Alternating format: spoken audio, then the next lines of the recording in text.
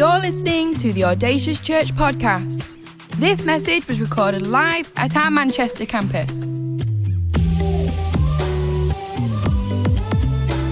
We know this is a great investment into your life, so tune in, listen up, and stay focused.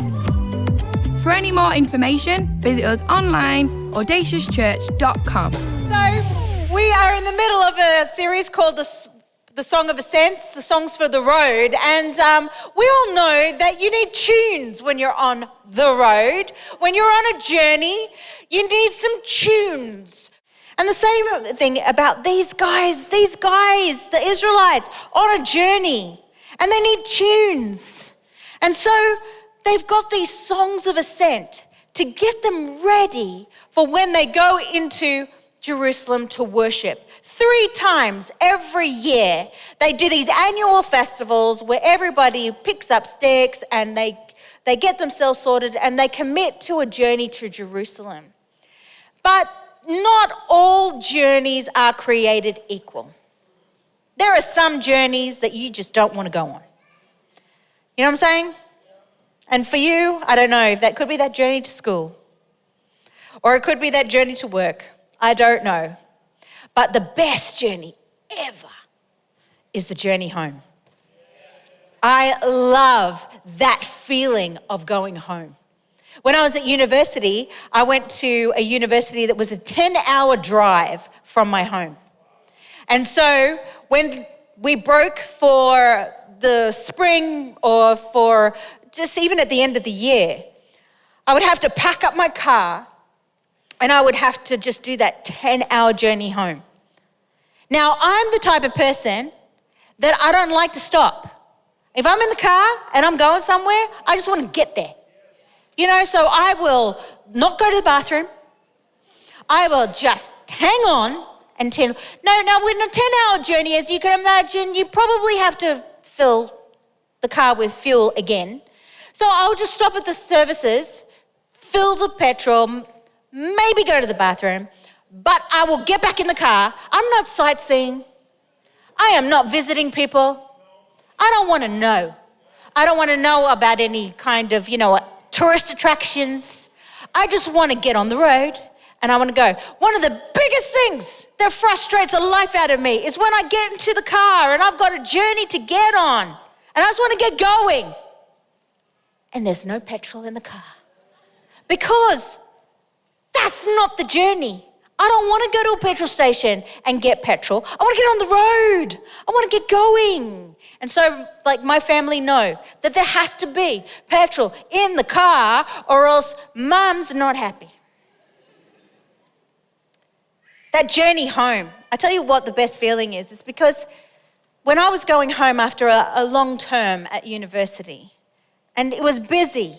It was a busy time for me. I was leading a Christian student group as well as doing my studies. And it was a busy, busy time and it was a lot of pressure on me. And so by the time I got to have a break, that feeling of going home, I just knew that I was going to rest. I just knew that at home was my mum. I just knew that her cooking was there. I knew my bed was there. And I knew that I would have time just to be a zombie for about a week or two while I just restored and recharged and kind of got myself together. I used to feel spent after every year at university. And there are times when you're going home and you just feel tired. You just feel like you've got the day weighing upon you. You've got all of this stuff, but you know that you're going home and you know that it's going to be rest and it's going to be peaceful and it's going to be good. And you can get yourself together, recharge for another day. These guys were going home. These songs are about home. Not just a geographical location, but this is about a God in heaven who made his home with his people on earth. They were going to go to their spiritual home. They were going to go to their Father. They were going to go and worship. It's not just that God makes his home with his people, but that his people make their home in him. This is a great journey.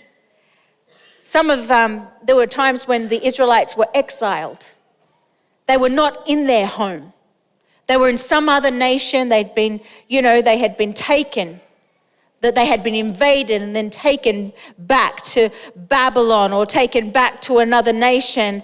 And then the guys would be returning from exile, from being displaced, from being out of place, and they would come into Jerusalem. They would be coming home. It's where the displaced find that sense of belonging, that sense of home. This is a good journey. And we're going to be taking this psalm called, I don't know what's called, but it's got a number. It's Psalm 127, verse 1 to 5. And it says this: unless the Lord builds a house, the builders labor in vain. Unless the Lord watches over the city, the guards stand watch in vain. In vain you rise early and stay up late, toiling for food to eat, for he grants sleep to those he loves. Verse 3, children are a heritage from the Lord, offspring a reward from him. Sometimes we just need to read this over and over, just to remind ourselves. Like arrows in the hands of a warrior are children born in one's youth. Blessed is the man whose quiver is full of them. They will not be put to shame when they contend with their opponents in court. This is a great psalm. And it's about things working. You see, I hate when things don't work. It frustrates the life out of me because I don't understand why sometimes things don't work. Now, for those who are under 30, there was a time where we had these machines attached to our televisions called video players. And they were about this big. A video was about this big. Now, I have always loved movies. I love movies. I love the experience of going to the cinema. I love movies. It's just one of my favorite things in the whole wide world is to be able to sit down and watch a good movie. And so when I was a teenager, and then I would have the house to myself, which didn't happen very often. And you see, back in those days, boys and girls, we only had one television.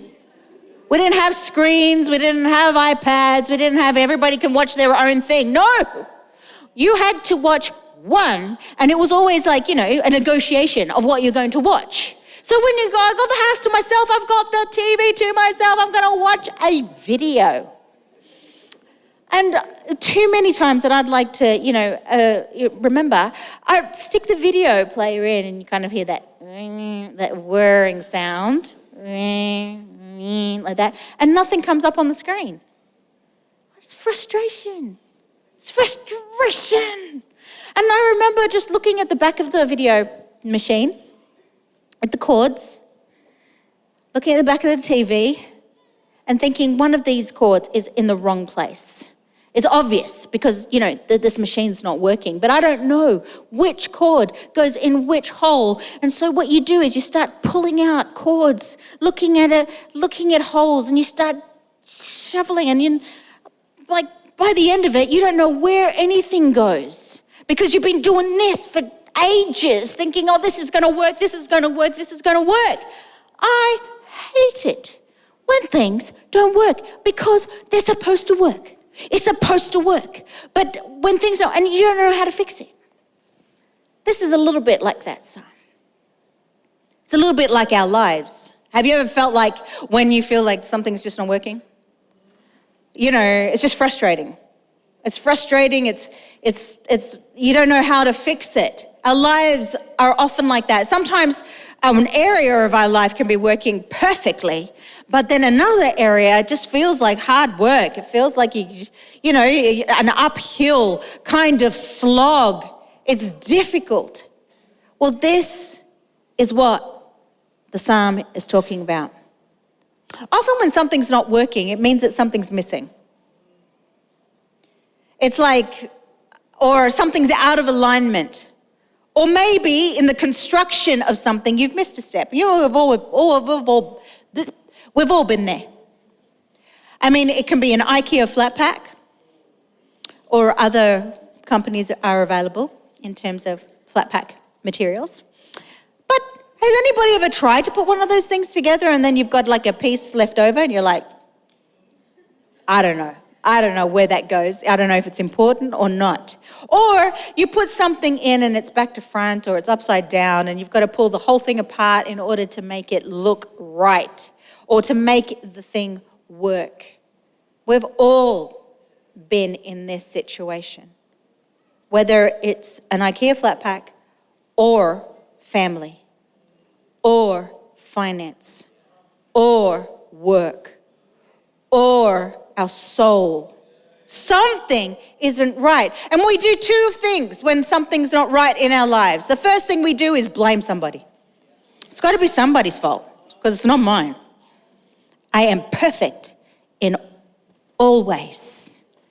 So we're like Adam in the garden. That woman that you gave me, it's her fault. Your fault. You gave it to me.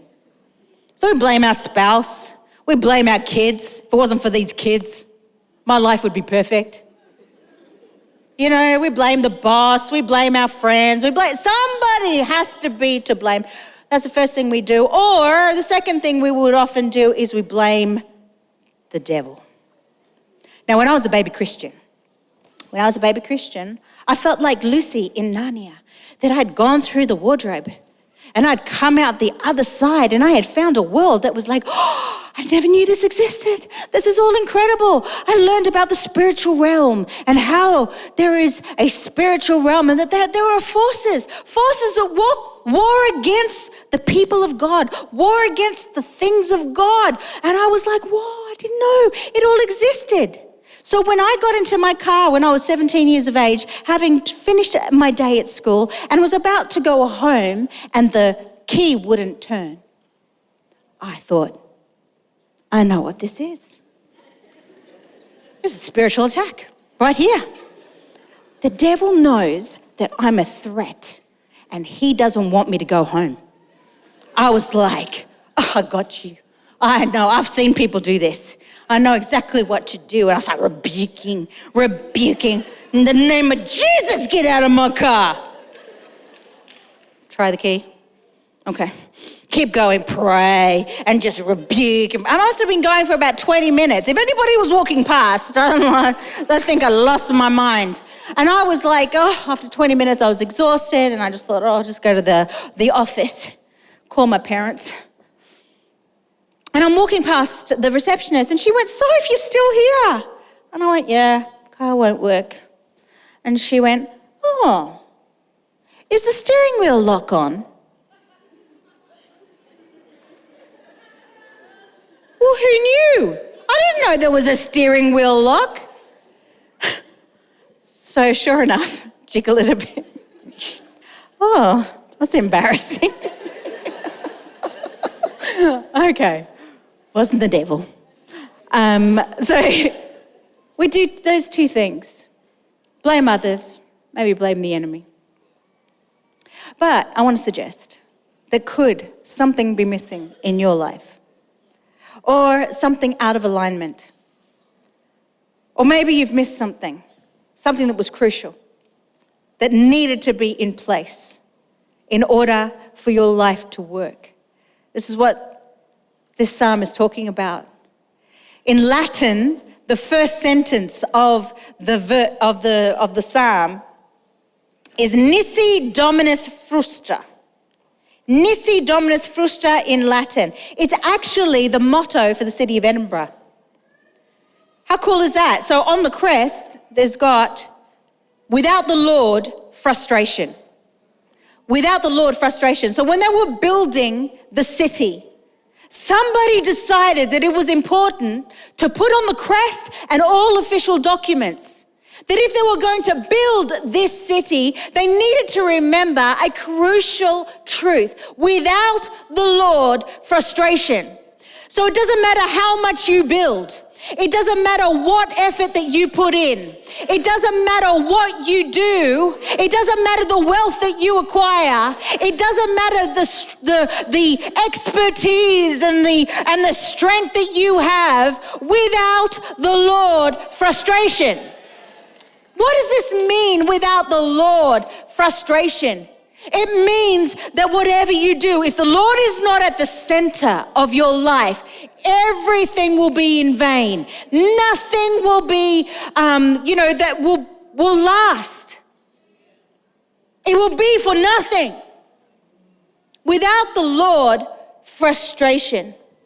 And it says here in the verse, it says, unless the Lord watches over the city, it's guarded in vain. So you could have in your house the latest security measures. You could have the top of the range, alarm system. You could have the scariest, angriest, meanest dogs at the gate. And you can feel that you have covered all of your bases. You've got your children protected. You've got your house protected. You've got your belongings protected. You've got your valuables protected.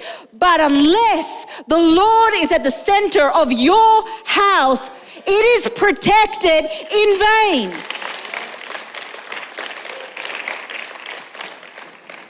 This is crazy. This psalm is called the Pinnacle Psalm. That means that it's number 8 out of 15. There are 7 before it and there are 7 after it. And the authorship, some think that it was King Solomon who built the temple, who wrote the psalm. Others believe it could be King David. I like to think it's King David, because I like to think that this is at the center of 15 Songs of Ascent. Right in the middle, that King David to his son is saying, son, you're going to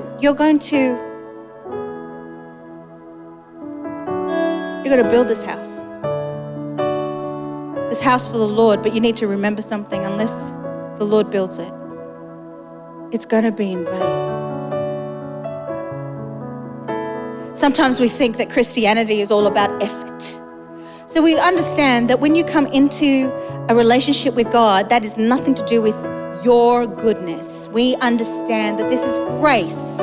This is God's initiative. It's his work. He gives us his cleanness. He gives us his forgiveness. He gives us the faith to believe that he is the Lord. This has got nothing to do with us. But sometimes when we become Christians, that we think that we have to now continue our journey in effort. We're like, ooh, must be good. Ooh, must not sin. And we feel like it's a big effort. Almost like, have you seen those inflatables where you've got this rope, bungee rope around you? And the point is that the person who goes the furthest and pulls against that force that's pulling them back, the furthest wins. And sometimes it feels like in our Christianity, it's like, oh, I've got to get ahead. I've got to be better. I've got to do this. I've got to do that. And it's like all this effort. And we're pulling against the sin that maybe is pulling us back, and it's just hard work. Can I suggest, unless the Lord builds the house, unless the Lord is at the center, it's all in vain. It's just hard work. It's just pointless. You got to think not that so much, or treadmill maybe, but think travelator. I mean, thank God for travelators in an airport, because some of those airports are big. I mean, you need a packed lunch just to get from the gate to arrivals. I'm like, this is going forever. And they put these travelators along. And I'm just like, thank goodness for the travelators. And then you've got these people like, I'm going to walk it. They're like, I'm walking. And then you have this secret little like competition, don't you?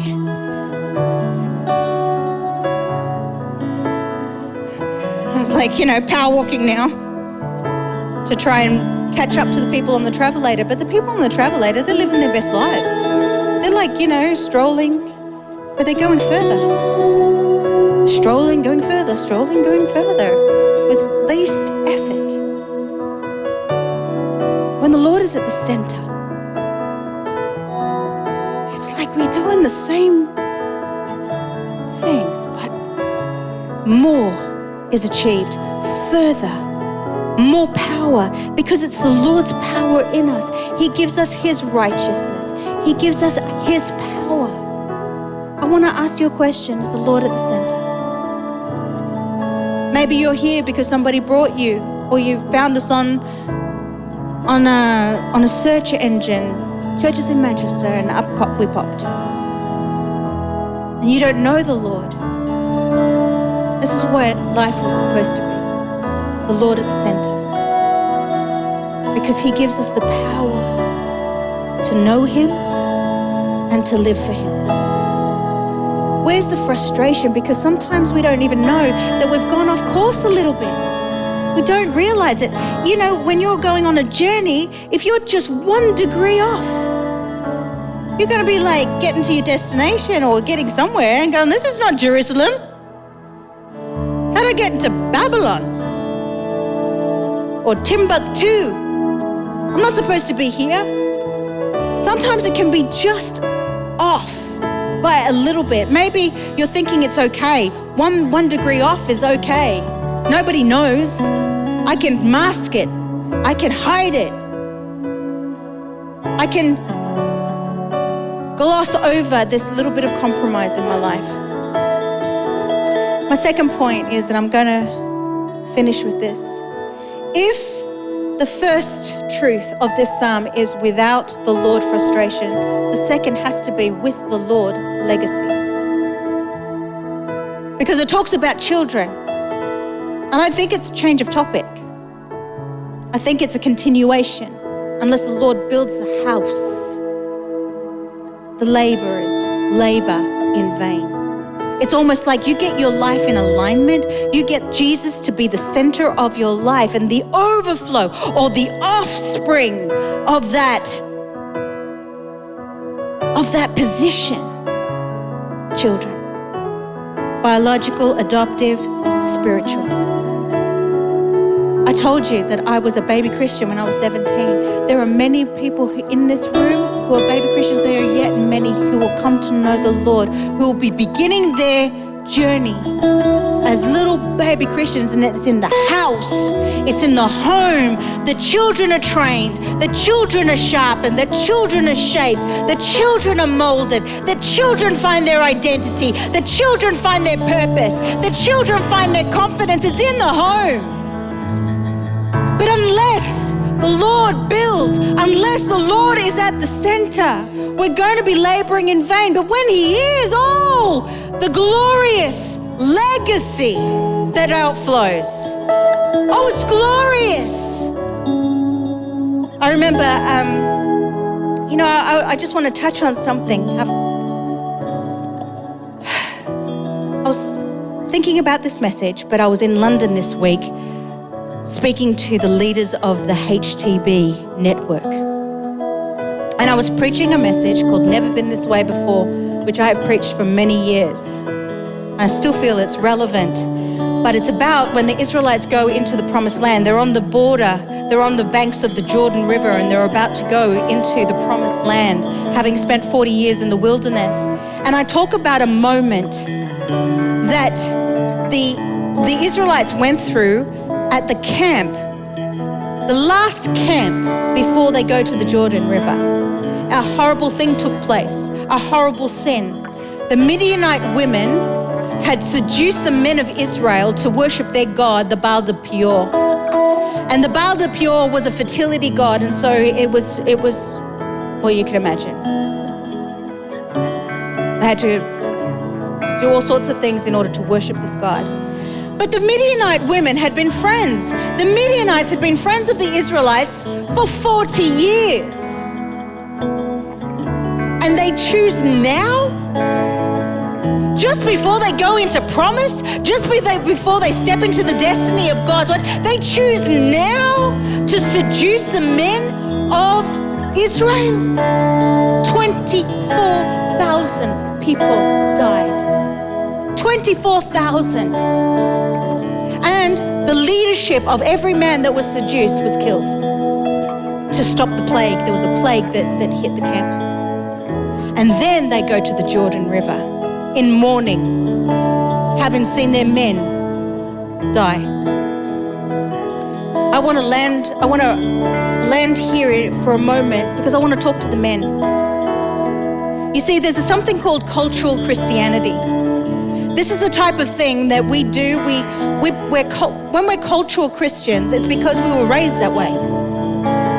It's something that our parents taught us, and so going to church and reading our Bible and doing all of the things that would come across as a Christian lifestyle, they're more cultural rather than a matter of conviction. And so my question to you is the Lord the center of your life? Because the enemy, and there is an enemy, he's not in my car, but there is an enemy that wars against your life and wars against the purposes of God on the planet. And if he can take the men, if he can remove the Lord from the center or never have him in the center in the first place, if he can make your life out of alignment, then he has got your legacy. He has got your seed. And my encouragement this is a reorientation moment. This Psalm 127 is a reorientation moment. It's about being on the journey and having come so far, but you almost have to take stock, get your bearings and go, where am I? Am I on track? Am I heading in the right direction? Is the Lord the center of my life? Because if I'm out of whack, if I'm off by just 1 centimeter, I need to now reset, reorientate. We're in the middle of 21 days of prayer and fasting. We've got our nights of fire this week coming. This is about reorientation. This is about a reset. This is about, Lord, I'm making you the center of my life. Without the Lord, frustration. You were born in God to live a supernatural life in the power of the Holy Spirit. But be not ignorant of the enemy's devices. If he can get you to compromise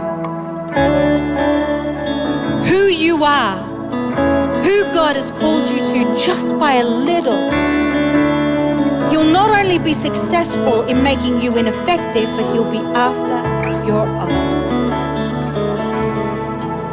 We're going to have a moment just to respond to the word of God. We're going to get the band to worship. Bottom line, is the Lord the center of your life? Thank you for listening to this Audacious podcast. For any more information, visit us online, audaciouschurch.com. We'd love for you to join us at one of our campuses, Manchester, Chester, or online, every Sunday, 10 a.m. and 12 p.m.